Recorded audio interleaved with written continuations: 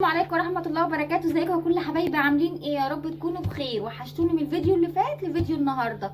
عاملين ايه بقى النهارده؟ بقى الاستاذ احمد قال لي اعملي لي كيكه بالشوكولاته. انا ماليش دعوه، عيد ميلاد النهارده، اعملي لي كيكه بالشوكولاته. فرحت عامله له النهارده كيكه بالشوكولاته. هي يا جماعه جميله وتحفه وايه يعني، مش قادره اقول لكم. اي جميله جدا وتحفه.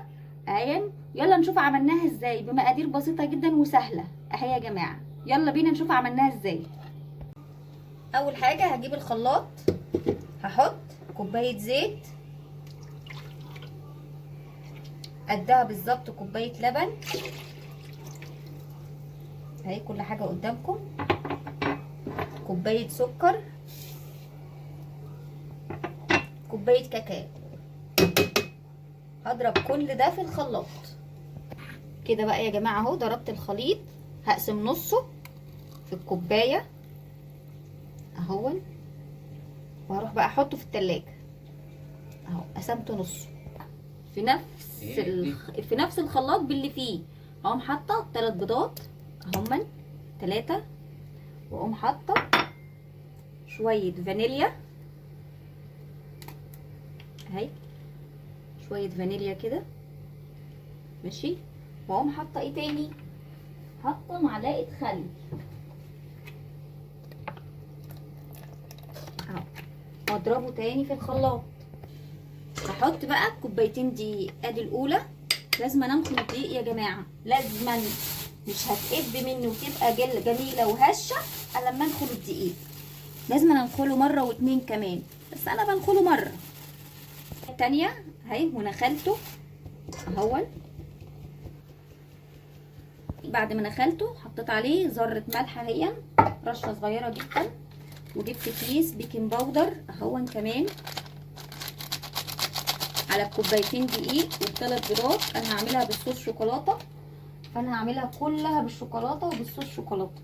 واقلب بقى اللي انا عملته ده اهي، المواد الجافه كلها مع بعضها. وادي اللي انا ضربته في الخلاط اهو، هكب كله اهو قدامكم اهو، واقلب بالراحه جدا اهو يا جماعه. الخليط اهو بالشكل ده اهو، اهو السمك بتاعه اهو، جميله جدا هي. واقوم جايبه بقى صينيه مقاس الصغير عشان عامله كوبايتين بس، فجبت الصينيه وعصتها اي ماده دهنيه، ورحت حاطه فيها شويه دقيق. هقوم كب بقى الخليط كله بالراحه جدا اهو اهو. بعد ما حطيتها في الصينيه يا جماعه، لازم اهز الصينيه كده واريحها عشان ترتاح ما تطلعش هوا. وهنا قايده الفرن على درجه حراره 180، هحطها لمده 25 دقيقه ونطلعها ونشوف مع بعض اهو يا جماعه. بسم الله ما شاء الله، اللهم بارك يعني. اهو يا جماعه طلعتها بقى من الفرن وبردت، كنت مغطياها اهو وشلتها بردت اهي. اول ما الاقيها بردت خالص كده، اقوم ماسكه بقى خله ومخرماها كلها كده بالشكل ده كلها، مش هسيب فيها حاجه اهو. بعد ما خرمتها كلها اهي بالخله، هحط لها كوبايه لبن. جبت بقى حله اللبن كده، وبالمغرفه كده اهو او بالمعلقه اهو، هسقيها لبن اهو يا جماعه بالراحه، عشان انا عايزه اللبن ما يجريش تحت، يخش في الاخرام نفسها اللي انا مخرماها دي اهو.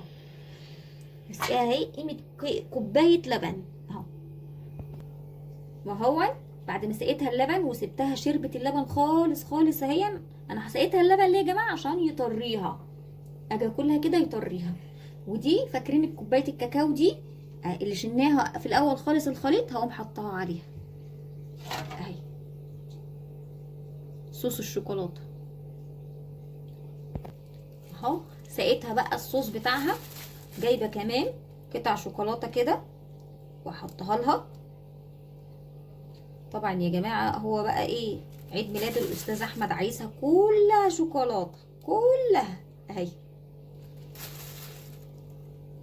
اهي يا جماعه، قولوا له بقى كل سنه وانت طيب يا احمد في الكومنتات. هحطها بقى في التلاجة تسقع لمده كده ساعتين 3، عشان ايه الشوكولاته دي تمسك، عشان اعرف اقطعها ونعرف ناكلها. يلا. وكده يا جماعه بعد ما سبتها ساعتين في التلاجة عشان الشوكليت بتاعها ده الشوكولاته دي تمسك اهي يا جماعه، هقطعها بقى معاكم واوريكم ايه نقطعها خرط ازاي اهي. طبعا بتمشي معايا لان انا سبتها لما عملت في التلاجة، لما مسكت كده في التلاجة اهي. فما بتعوزها حاجه بسيطه اهي يا جماعه.